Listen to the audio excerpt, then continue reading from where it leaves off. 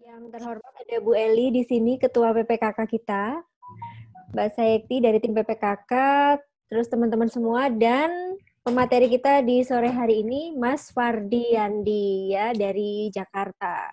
Halo. Baik, pertama-tama saya ucapkan selamat menunaikan ibadah puasa buat teman-teman semua. Semoga walaupun puasa kita nggak makin loyo ya, justru makin produktif dan makin kreatif ya, walaupun kita bertatap muka secara online. Baik, sesi kali ini, jadi kemarin sesi pertama kita sudah ketemu, kita bahas sekilas tentang framework dasar kita ya, buka langsung laris. Kemarin ada beberapa pertanyaan yang juga sudah saya jawab sebetulnya di rekaman, cuman belum di-upload aja videonya. Saya appreciate banget sama teman-teman karena pertanyaannya itu berbobot gitu loh. Berarti itu artinya teman-teman menyimak dengan baik. Dan itu buktinya bahwa teman-teman ini mahasiswa yang cerdas ya. Nah, sebetulnya kalau teman-teman tahu ya, program kita itu jika tidak ada pandemi ya, kita akan ada dua kali filtering sebelum kita masuk ke tahap intensif ya, mentoring intensif 2 bulan. Pertama tahap filtering itu adalah mulai administratif, mulai administratif sampai simulasi simply selling ya. Jadi jualan beneran gitu ya. Itu kita filter. Baru yang kedua adalah digital marketing. Namun karena ada pandemi ini yang kita tidak bisa melakukan tatap muka secara langsung, makanya untuk simulasi selling kita cut ya. Kita ganti dengan tes online, tetapi tidak ada sistem gugur dulu gitu. Karena nanti kita tunggu performa teman-teman sampai selesai digital marketing competition. Kenapa seperti itu? Terkadang orang yang pinter tes secara teori belum tentu prakteknya jago. Begitu juga sebaliknya, yang prakteknya jago, teorinya kadang lemah. Nah, kita tidak mau terjebak hanya dari satu sisi penilaian gitu loh. Kita pengen komprehensif. Tapi tujuan utama kita adalah benar-benar mendidik teman-teman menjadi wirausaha yang sesungguhnya. Bukan hanya secara teori ya, tapi memang kuat di lapangan. Nah, kenapa sih kita harus memulai dari selling gitu ya? Karena sebetulnya kalau kita pemula, kita mulai bisnis, starting ya, maka kita harus menaklukkan pasar dulu ya. Pasar dulu, kemudian kita masuk ke hulu gitu ya. Nah, pasar ini dimulai dari sisi yang paling kanan ya, itu jualan dulu. Kenapa? Karena terutama ya seperti saat ini, kondisi seperti ini, kalau kita lagi jatuh misalnya nanti usaha kita lagi bangkrut, ya mau nggak mau kita harus bisa jualan.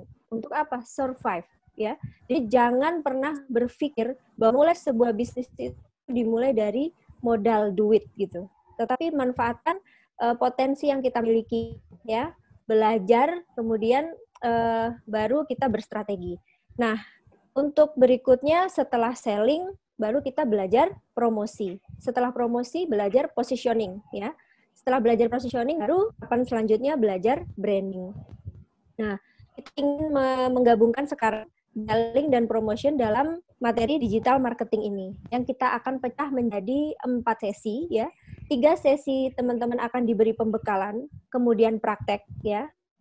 Lalu sesi terakhir nanti teman-teman akan diberikan review terakhir, penilaian dan bonus materi. Jadi nanti kita teknisnya adalah setelah teman-teman mendapatkan materi, kemudian kita akan menentukan kompetisinya. Dan kompetisi ini berlaku per individu. Walaupun teman-teman daftar secara grup, tapi tetap berlaku tiap individu. Dan nanti ketika individu itu memiliki nilai yang kurang bagus, ya, nah itu pasti akan mempengaruhi kinerja penilaian grup juga gitu. Jadi teman-teman harus ini ya, pokoknya tunjukkan kompetensi sesungguhnya gitu. Oke, nah materi digital marketing kali ini akan dibawakan oleh Mas Fardi ya. Mas Fardi ini termasuk salah satu mentor juga di UB Indonesia. Jadi beliau ini dan saya juga selain ada di UB, kita alumni dari Astra Startup Challenge ya. Perlombaan yang diselenggarakan oleh Astra Internasional. Saya alumni 2017, Mas Fardi 2019 ya. Batch 1 dan batch 3. Nah, beliau ini bisnisnya adalah sosial kreatif. Mungkin teman-teman bisa kepo ya nanti. Jadi bergerak di content management. Biasanya kalau perusahaan-perusahaan atau teman-teman UKM yang pusing mikirin gimana sih atribut promosi dan sebagainya, ya udah serahkan ke sosial kreatif aja, semuanya beres. Sehingga ketika beliau mengajarkan ilmu tentang digital marketing ini, ya pasti sudah teruji gitu loh, karena beliau sudah banyak menangani klien-klien gitu ya dari beberapa kategori bisnis gitu. Oke, nggak perlu lama-lama lagi, saya serahkan langsung ke Mas Fardi ya untuk memulai sesi ini. Sesi 1 di digital marketing ya. Silakan Mas Fardi. Harus semangat. Oke, bismillahirrahmanirrahim. Terima kasih Mbak Cindy atas welcoming-nya. Ya, terima kasih juga untuk Bu Eli dan teman-teman dari UNER. Saya sangat apresiasi sekali untuk bisa invite saya untuk sharing di sini. Saya juga masih belajar sebenarnya, dan memang saat ini 2 tahun yang lalu saya waktu baru lulus kuliah, akhirnya terbang ke Jogja untuk membangun yang namanya Creative Agency, dan basically namanya itu adalah social kreatif. Nah, social kreatif ini sendiri adalah bisnis yang saya bangun betul-betul tanpa modal. Dan memang kalau kita mulai di dunia digital marketing, kita nggak perlu berpikir bahwa ini modalnya harus berapa ini harus berapa sekian ratus juta. Hanya dengan modal Instagram aja, kawan-kawan semua bisa membangun bisnis yang sustain, ya. So, izinkan saya kasih slide saya dulu. Wait.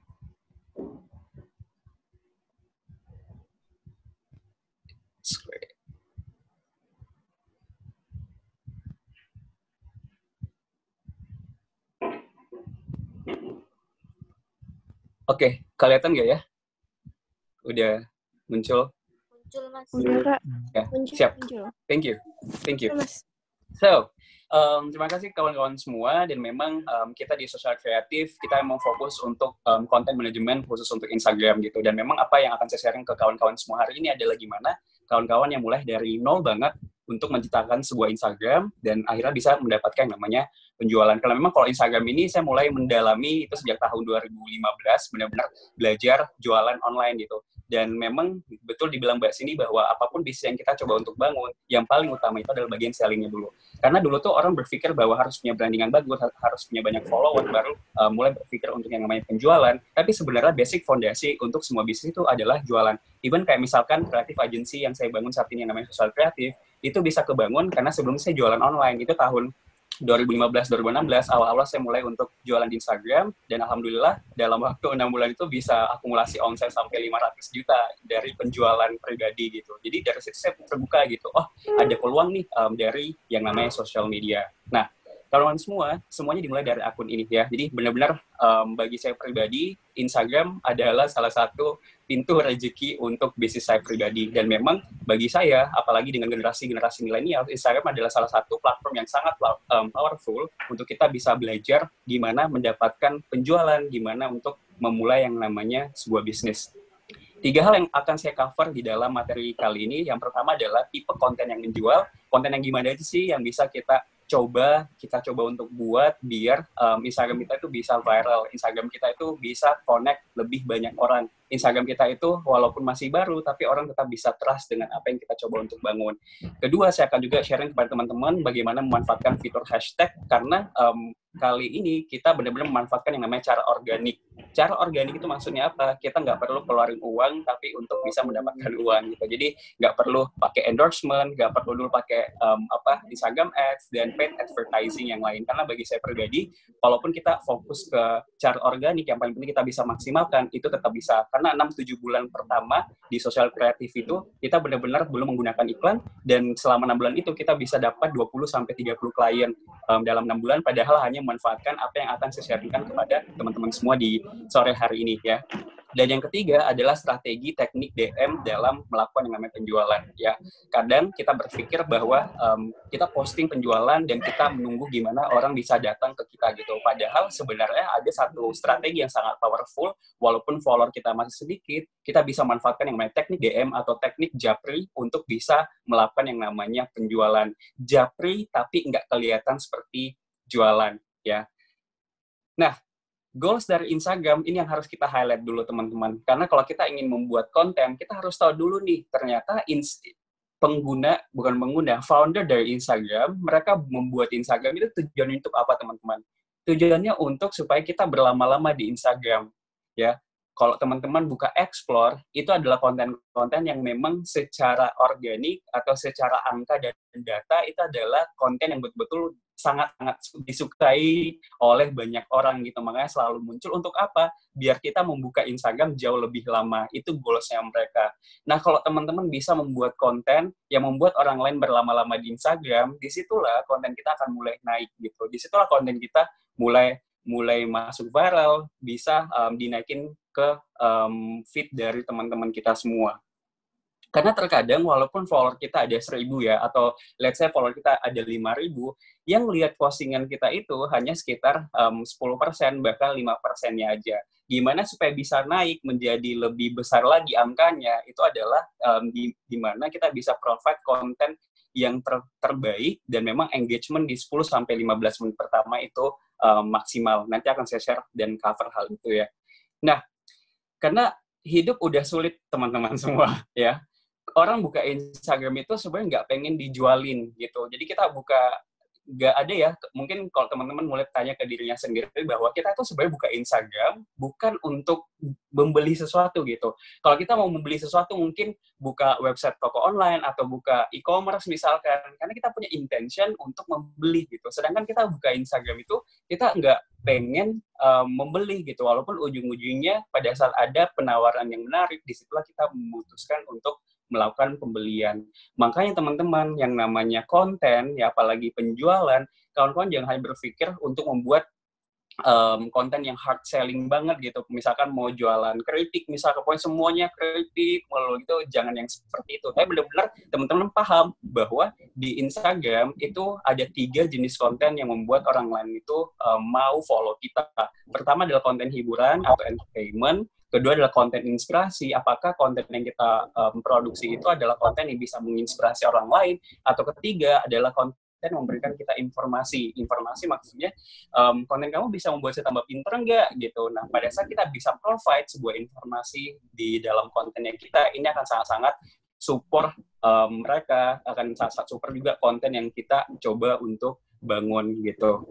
Nah, ini adalah tipe konten yang kawan-kawan bisa buat. Sebenarnya ada 3 konten yang powerful untuk saat ini. Pertama adalah multiple post, kedua adalah IGTV, dan ketiga adalah fotografi. So, saya bahas yang multiple post dulu. Jadi, multiple post ini adalah postingan yang microblog, yang slide-slide gitu, guys, pada saat multiple post lah, mungkin kawan-kawan udah tahu ya. Jadi, multiple post itu pada saat kita membuat sebuah postingan, dan postingan itu ada sekitar 3-4 orang itu swipe left gitu untuk mendapatkan informasi atau penjelasan tentang produk, dan ini sangat powerful sekali teman-teman. Jadi saya pernah buat satu eksperimen di satu akun, benar-benar di 1 bulan full itu membuat microblog yang multiple post, itu peningkatan followernya itu sangat bagus sekali, dan juga leads maksud saya adalah calon-calon pembeli yang masuk di dalam Instagramnya juga meningkat gitu, karena semakin bagus konten yang kita coba untuk produksi, semakin banyak orang datang ke dalam akun kita. Nah, tipe konten yang kedua yang teman-teman juga bisa buat adalah konten yang bersifat video, dan nggak harus perfect ya. Jadi mau video editingnya hanya pakai handphone itu nggak masalah, tapi manfaatkan fitur IGTV daripada hanya sekedar posting video biasa. Oke Kak, itu bedanya apa sih? Saya harus posting video dan saya harus posting IGTV. Bedanya di mana? Nah, teman-teman, IGTV kan adalah fitur baru dari Instagram. Meaning bahwa Instagram pengen semua penggunanya itu menggunakan IGTV. Coba kawan-kawan bandingkan pada saat posting video biasa dan menggunakan IGTV, itu orang yang nonton itu bisa 20-30% berbeda. Nah, IGTV ini bisa lebih meningkat karena Instagram untuk di awal tahun 2020 ini, bahkan dari tahun lalu, itu benar-benar memaksimalkan gimana untuk semua pengguna itu memanfaatkan yang namanya IGTV. Nah, untuk yang ketiga adalah fotografi, dan saya yakin ya, karena semua anak yang join di sini anak-anak muda semua, pasti udah bisa aktif banget lah ya di Instagram.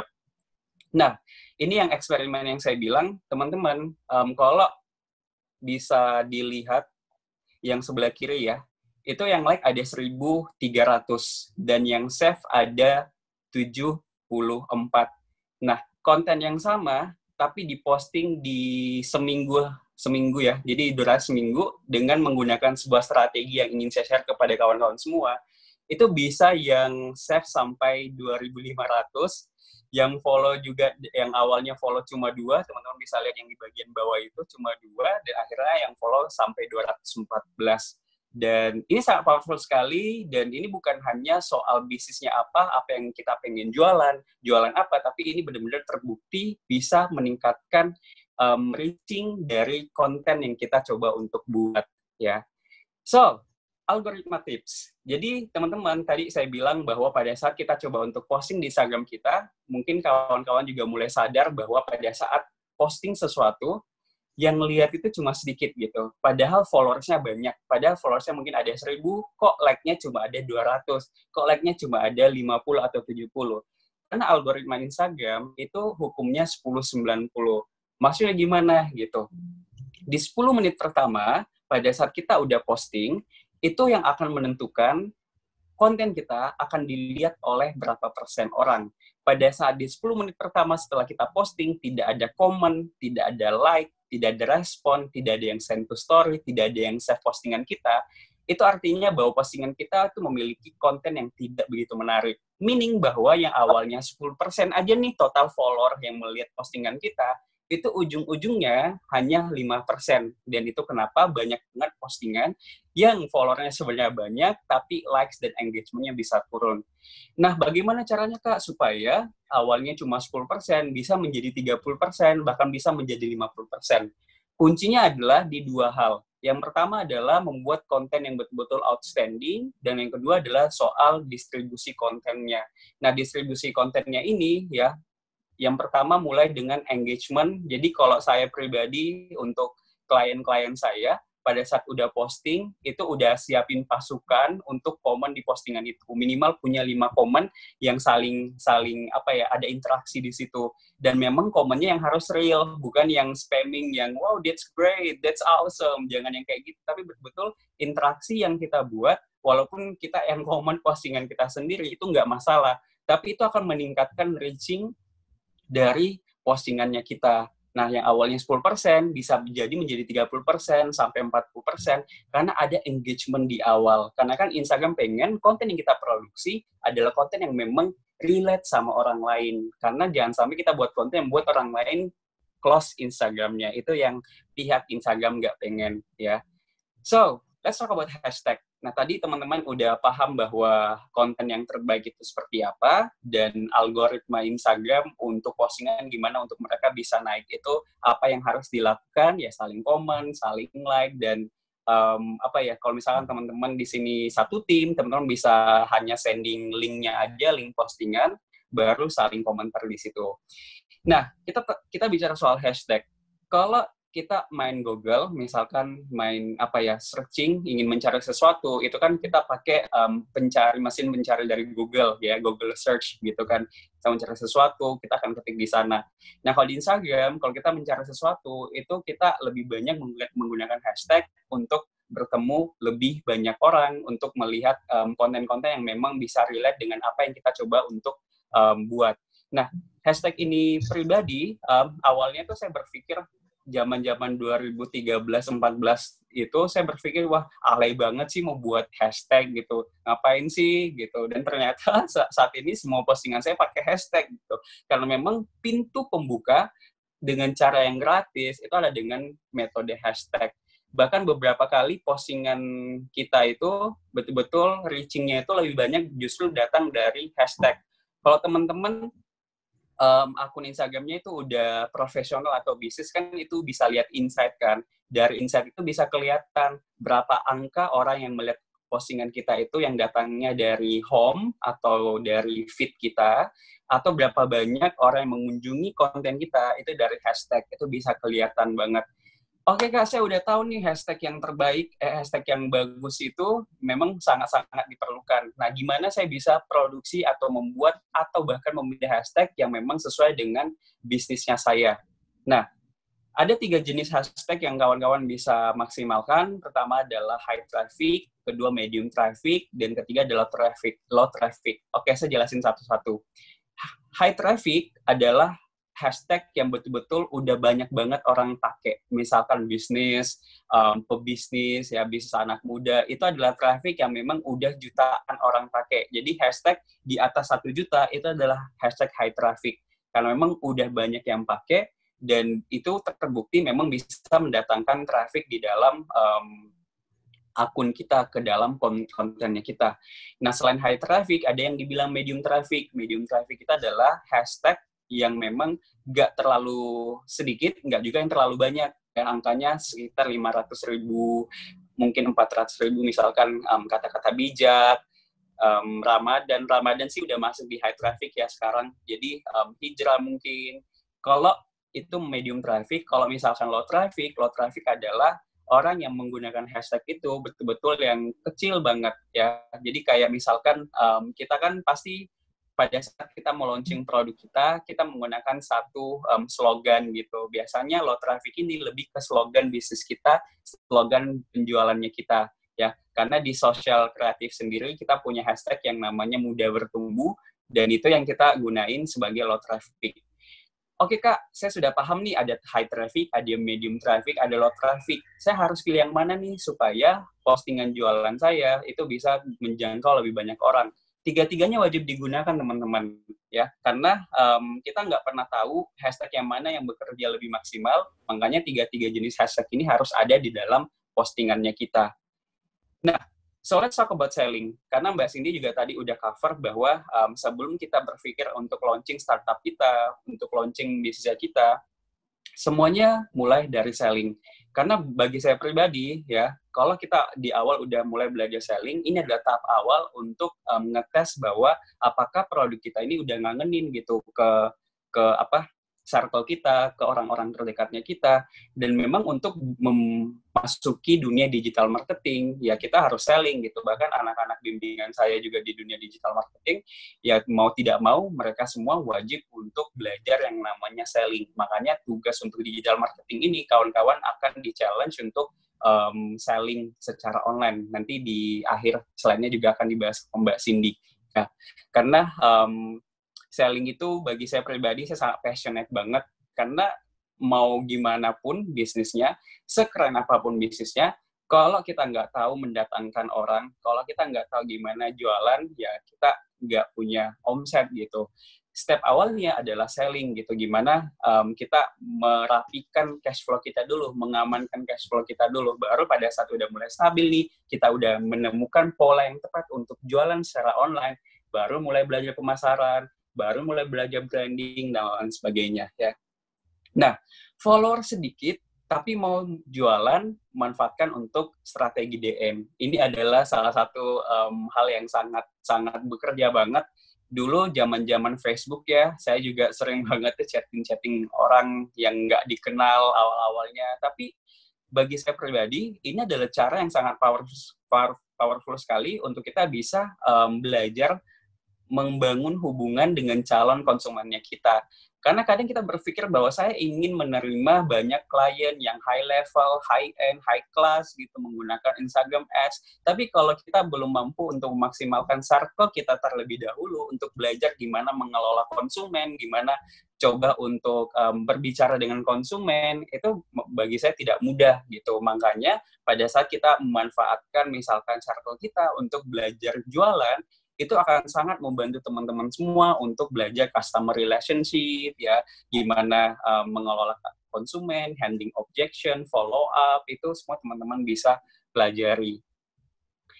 Oke, pada saat teman-teman udah mulai nih jualan, yang paling penting teman-teman harus punya goals ya. Apalagi kalau di dunia selling online, itu harus punya goals. Misalkan ya, 7 hari pertama saya ingin jualan apa ya, saya ingin income berapa, itu harus di breakdown semuanya. Jadi ini bagi saya pribadi, ini akan mempermudah kita di awal-awal melakukan yang namanya penjualan.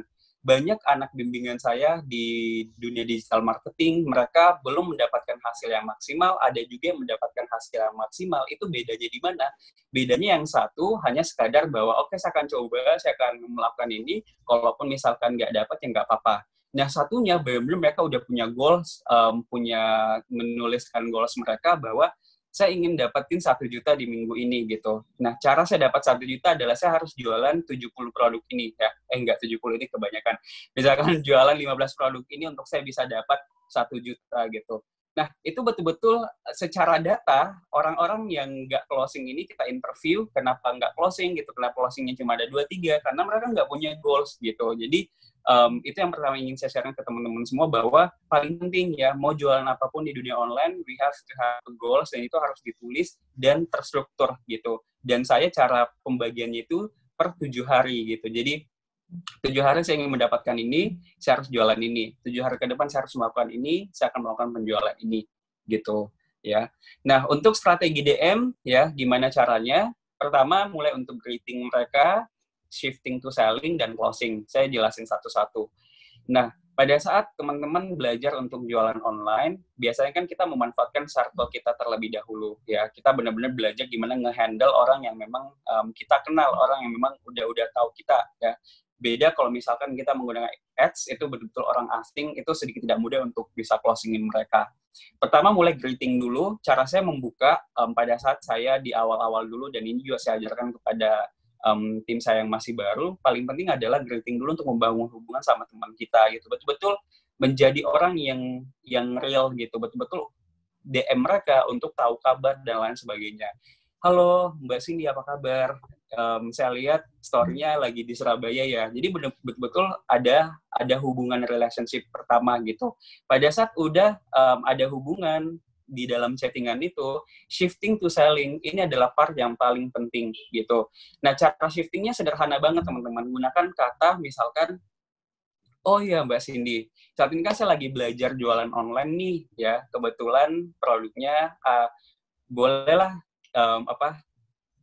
bolehlah mencoba untuk lihat atau belajar tentang produknya saya ini. Jadi, saya sederhana bahwa teman-teman jujur bahwa pertama, teman-teman masih jualan online, belajar jualan online, dan kedua, teman-teman minta pendapat, dan ketiga, bisa juga main-main bilang, kali aja butuh produk ini, hehehe, kayak gitu-gitu. Nah, terus selanjutnya, metode closing, gimana teman-teman semua mengelola mereka yang awalnya hanya sekedar tanya-tanya, sekedar kasih tahu bahwa produknya seperti ini harganya berapa, dia mulai membandingkan, baru mulai untuk ajarkan mereka, guide mereka, untuk mereka bisa closing, untuk membeli produknya kita. Sesederhana ini, dan memang ini butuh waktu sih untuk bisa memahami ini, tapi teman-teman walaupun bahkan 7 hari ke depan nanti atau 1 minggu ke depan nanti teman-teman bisa aplikasikan ini akan sangat membantu teman-teman semua. Karena kan kita di digital marketing competition ini ya, kita betul-betul menilai 2 hal. Pertama adalah prosesnya, gimana teman-teman bisa produksi konten yang outstanding, dan kedua adalah gimana teman-teman bisa produksi yang namanya selling-nya. Ini teknik yang powerful juga, gimana teman-teman bisa follow up mereka, karena banyak banget pemula di dunia digital marketing, pemula jualan online, mereka pada saat udah dibilang harganya mahal, udah dibilang tanya suami dulu, biasanya mereka stop sampai di situ gitu. Nah, problemnya adalah orang-orang butuh di follow up gitu, orang-orang butuh lihat iklan kita, lihat pendekatan kita, itu minimal 6-7 kali. Dan ini teman-teman pasti udah tahu risetnya, dan memang itu terbukti. Dan makanya kita harus follow up mereka. Nah, bagi saya pribadi, closing di dunia online tidak harus dia membeli pada saat itu juga gitu. Saya mendapatkan nomor WhatsApp-nya, saya tahu namanya siapa, itu adalah bagian dari closing-nya saya. Makanya pada saat di awal-awal kita mencoba untuk jualan online, sangat penting sekali untuk list nama-nama orang-orang yang sudah mulai bertanya, ya, dan teman-teman coba untuk follow up mereka mungkin minggu depan atau 3 hari kemudian. Itu bisa dengan cara pertama menyapa, to the point ya. Jadi jangan menjadi orang yang fake gitu. Jadi betul-betul menyapa dulu. Setelah itu, oh iya, saya mau follow up produk yang kemarin gimana, suaminya udah oke kan belum, gitu-gitu. Dan paling penting, buat time urgency. Time urgency itu misalkan kayak gini, kebetulan hari Sabtu saya udah mau langsung nih order di perusahaannya atau di kantornya, kali aja mau titip. Oh iya, promonya berakhir nih 2 hari lagi ya, make sure bisa maksimalkan promo ini ya Kak, gitu. Ya. So, itu yang ingin saya share kepada teman-teman semua, basic standar as digital marketing, dan semua kawan-kawan semua bisa paham dari sini. Thank you.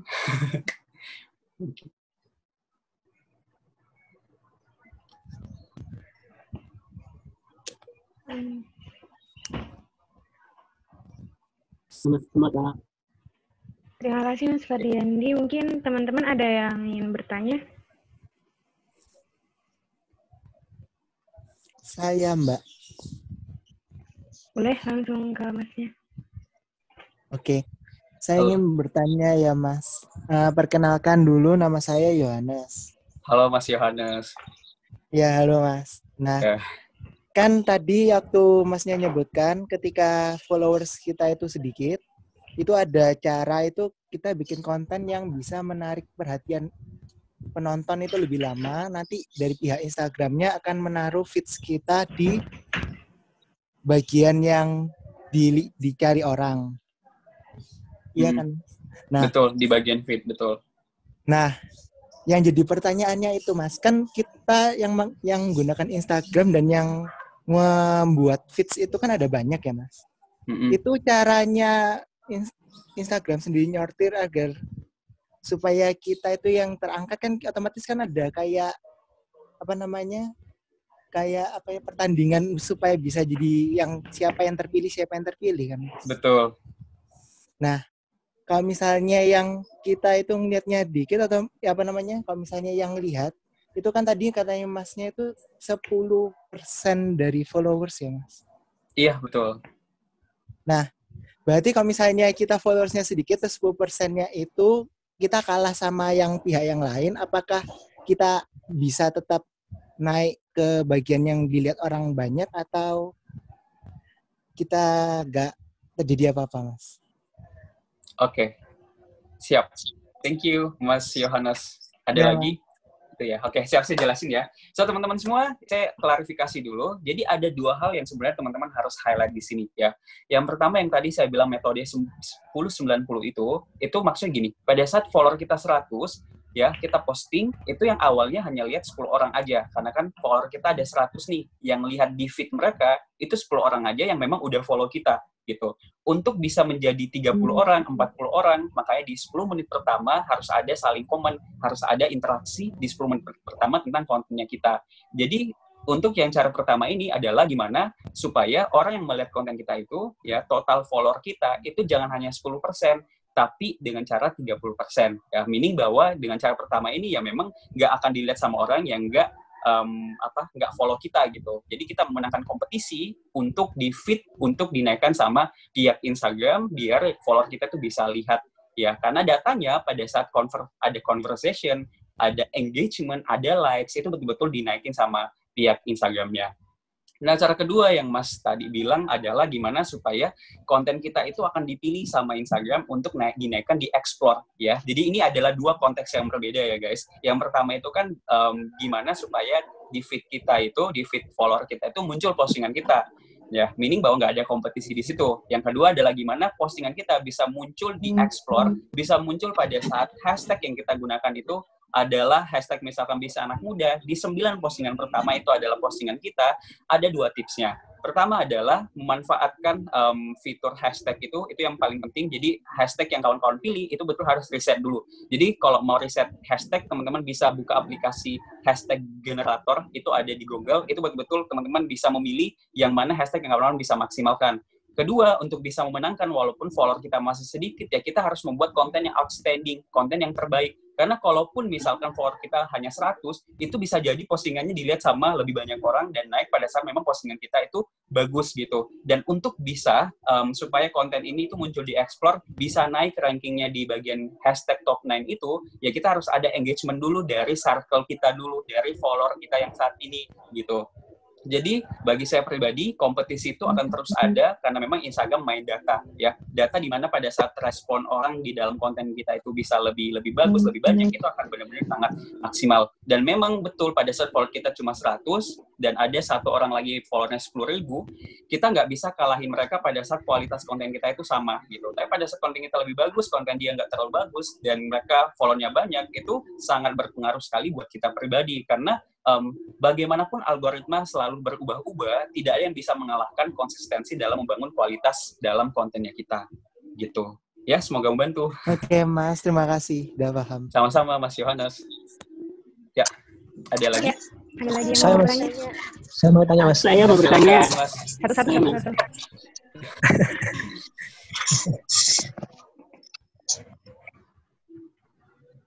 Mungkin kalau bertanya nanti angkat tangan kali terus nanti adminnya Siapa yang dulu? bantu. Iya. Saya mau tanya. Kalau mau Siapa dulu, tanya, Mbak Saiki siapa nih? Siapa dulu nih? Ini Ivan Rizky tuh, Mas. Oh ya, perkenalkan Ivan nama Rizky, saya silakan. Ivan Rizky. Selamat sore Kak, saya mau tanya. Ya. Apabila kita memulai jualan dari nol di Instagram, terus kita misalnya tertarik buat iklan di paid promote yang sekarang ini lagi gencar-gencarnya. Nah, di situ apakah ada syarat-syarat tertentu buat paid promote? Semisal kayak posnya harus minim 150 atau seperti apa? Terima kasih. Bentar, yang ditanya post 150 itu pihak influencernya atau konten kita pribadi? Oh, konten kita pribadi. Oh ya, oke. Sip. So, thank you atas pertanyaannya. Jadi, pada saat kita ingin paid promote misalkan, atau ads misalkan, itu nggak ada masalah, guys. Jadi, pada saat memang mau mulai masuk ke situ boleh, tapi paling penting harus paham dulu nih dalam mengelola orang-orang yang ada di dalam circle kita sebelum ke orang asing itu, gitu. Tapi kalau teman-teman tanya, gimana Kak supaya saya bisa maksimalkan paid promote, gitu. Karena bagi saya pribadi, memang paid promote atau Instagram ads itu sangat-sangat bekerja, ya. Jadi, tips pertama adalah kita harus punya minimal 9 postingan dulu di awal. Dan kalau sebisa mungkin di dalam 9 postingan pertama itu adalah postingan yang memang bersifat edukasi, ya. Bisa bahas produk, ya, tapi lebih banyak bahas edukasinya di 9 postingan pertama itu. Jadi mungkin pada saat, misalkan kita jual hand sanitizer nih, jadi kawan-kawan mulai sharing tentang bahayanya penggunaan hand sanitizer yang nggak standar WHO misalkan, teman-teman juga bisa sharing tentang gimana mengelola kesehatan yang jauh lebih baik lagi walaupun kita hanya di kosan misalkan, hal-hal yang seperti itu yang buat orang lain itu mau follow kita, gitu ya. Nah, jadi gini, pada saat kita melakukan, ini ada suara ya, pada saat kita melakukan paid promote, itu kan banyak banget traffic yang masuk kan, banyak banget traffic yang masuk di Instagramnya kita. Apa yang membuat orang asing itu mau follow kita? Karena ada value yang mereka lihat di dalam akun jualan kita. Even itu akun jualan, pada saat dia melihat ada value di situ, dia sadar walaupun dia sadar ini online store jualan sesuatu, tapi ada value yang kita bisa berikan, dia akan follow kita. Makanya sebelum paid promote, sebelum melakukan Instagram ads, kita harus siapin dulu tuh top 9 postnya kita, betul-betul konten yang bersifat edukasi, memberikan value gitu. Bukan berarti jangan jualan produk, justru harus ada produknya juga, karena nanti dikira akun motivasi lagi gitu. Oke, semoga membantu. Terima kasih Kak. Ya, sama-sama. Saya mau bertanya. Oh ini. Ya, silakan. Perkenalkan nama saya Dea.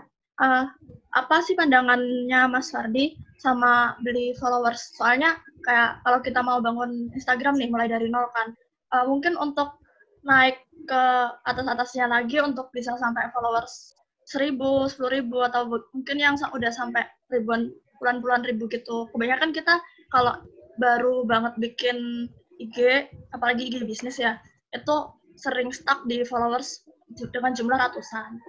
Nah, kebanyakan kan sekarang banyak yang ngasih jump start nih, kayak beli followers atau beli akun yang followersnya udah ribuan. Nah, menurut Mas Fardi itu, apakah baik cara yang seperti itu? Terima kasih, Mas. Oke, sama-sama Mbak Amadia.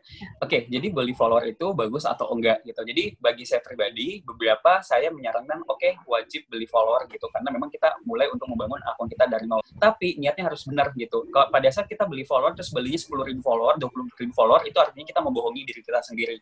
Nah, bagi saya pribadi beli follower itu boleh asalkan maksimal 1.000 follower aja. Kalau lebih daripada itu artinya kita membohongi diri kita sendiri. Jadi 1.000 itu bukannya membohongi diri sendiri juga kah? Enggak gitu. Karena 1.000 ini gimana kita bisa betul-betul membangun dari awal dulu, membangun yang namanya trust oleh orang lain. Sebagus-bagusnya konten kita, sebagus-bagusnya value kita tawarin, pada saat orang datang ke Instagram kita, followernya cuma ada 7 nih, ya kita nggak mau follow gitu. Karena kenapa? Nggak ada kredibilitas di dalam akun Instagram tersebut. Makanya saya pribadi kalau ada yang nanya, saya sangat memperbolehkan. Cuma jangan beli follower untuk akun pribadi. Ya itu artinya betul-betul terlalu membohongi diri sendiri gitu. Tapi kalau untuk akun jualan itu bisa tapi maksimal 1.000 follower aja. Nah memang trust itu penting untuk dibangun, apalagi kita mulai dari nol. Gitu sih ya. Maksimal 1.000. Oke. Mas, Sama-sama. ini ada pertanyaan lagi. Katanya. Oke. Oke, Mas Supriyadi silakan. Oke. Ya baik, terima kasih Mas atas kesempatannya. Saya ingin bertanya, ini berlanjut dengan pertanyaannya Amalia tadi, bahwasanya kan ada beberapa cara ini kan, materi ini kan untuk branding atau promosi bisnis kita. Nah, di Instagram yang masih nol kan biasanya ada teknik-teknik untuk mendapatkan followers, yang salah satunya tadi membeli followers. Nah, apakah cara dengan kita memfollow orang-orang yang diikuti oleh beberapa orang, maksudnya di sini kita follow orang-orang yang ada di Instagram, apakah itu efektif? Dan nantinya ketika sudah banyak follow yang mengikuti kita, di unfollow itu apakah efektif juga, Kak? Bisa dijelaskan? Oke, terima kasih. Oke, jadi teman-teman kalau tadi menyimak apa yang saya sampaikan, ada 3 hal yang bisa membangun Instagram kita yang dari nol dan akhirnya bisa memiliki yang namanya penjualan atau memiliki peningkatan follower. Pertama dengan memanfaatkan yang namanya hashtag dan membuat konten yang terbaik. Itu yang pertama teman-teman bisa maksimalkan dulu. Jadi walaupun dari nol ya teman-teman bisa menggunakan cara itu karena memang itu terbukti berhasil dan memang pihak Instagram membolehkan gitu. Nah, dengan cara kedua itu betul-betul teman-teman bisa dengan cara meningkatkan engagement. Jadi teman-teman sebagai owner-nya nih ya, sebagai owner dari bisnis itu sering sharing di dalam story-nya, sering minta bantuan kepada temannya untuk sharing konten yang ada di dalam akun Instagram kita. Cara ketiga itu beli follower ya. Jadi beli follower ini jangan sampai yang teman-teman ingat di dalam sesi ini hanya beli follower ya, aduh sedih saya. Jadi beli follower ini hanya bagian dari membantu teman-teman bangun trust-nya aja gitu. Jadi kalau tadi Mas nanya apakah fitur follow unfollow itu bagus atau tidak? Bagi saya pribadi, saya juga pernah coba dan itu bagi saya melanggar aturan dari Instagram. Ujung-ujungnya apa? Pada saat ketahuan, itu teman-teman akan bisa aja mendapatkan shadow ban atau bahkan akunnya di freeze selama 1 minggu atau bahkan 2 minggu. Itu nggak terlalu work bagi saya pribadi. Karena kawan-kawan ya, daripada fokus untuk follow, unfollow walaupun menggunakan aplikasi, mending kawan-kawan fokuskan tenaganya nih untuk buat konten terbaik dan juga untuk melakukan DM kepada orang lain. Itu lebih ada relationship di situ. Karena follow unfollow itu bisa jadi kita dicap bahwa akun kita tuh akun robot gitu. Apalagi menggunakan tools itu sangat tidak disarankan. Kalau teman-teman ingin jumpstart di dalam Instagram, tidak ada cara lain selain membuat konten yang terbaik gitu ya. Walaupun ada cara dengan misalkan follow unfollow itu bisa dapat banyak organik, orang-orang juga akan sadar bahwa kita itu akunnya seperti robot gitu. Itu yang sangat-sangat dihindari dan paling bahaya jangan sampai Instagram notice itu ya, karena pada saat kita follow dalam sejam itu lebih dari 20 orang, itu Instagram udah langsung bisa notice bahwa akun kita udah semi spamming. Hati-hati. Gitu sih. Thank you. Ya, baik Mas Fardi. Sama-sama. Izin bertanya. Mas mau tanya.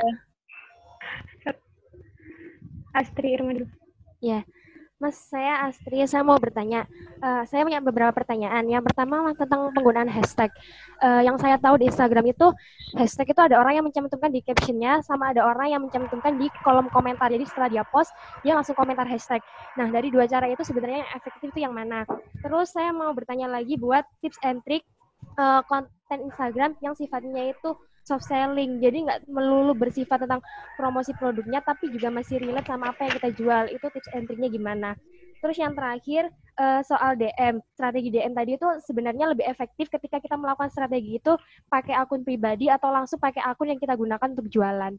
Itu aja, makasih. Wah, berbobot sekali pertanyaannya. Terima kasih. Mbak siapa tadi? Astri. Mbak Astri. Oke. Jadi tadi pertanyaan pertama adalah ada orang yang posting hashtagnya itu di bagian caption, ada juga yang posting di bagian komen. Saya adalah tim di bagian komen. Sebenarnya tidak ada masalah, dua-duanya tetap kerja, dua-duanya tetap masuk data di Instagram. Jadi sebenarnya tidak perbedaan. Cuma estetikanya dan kenyamanan. Bagi saya pribadi, pada saat hashtag itu gabung dengan caption, itu sangat mengganggu sekali bagi saya. Karena kelihatan banget miskin likes gitu. Padahal memang sih kita pengen likes gitu. Tapi jangan sampai muncul. Nah, sedangkan kalau di komentar, itu orang yang melihat hashtag tersebut, dia harus buka komen dulu, dia mau komen dulu baru kelihatan tuh kita pakai hashtag. Tapi pada saat di feed itu nggak kelihatan hashtagnya. Makanya bagi saya pribadi, saya saran banget, jadi mending di bagian komen aja. Karena komen atau di caption itu nggak ada perbedaan, tetap bekerja dua-duanya ya. Kalau saya lebih saranin untuk di bagian bisa melakukan yang namanya soft selling.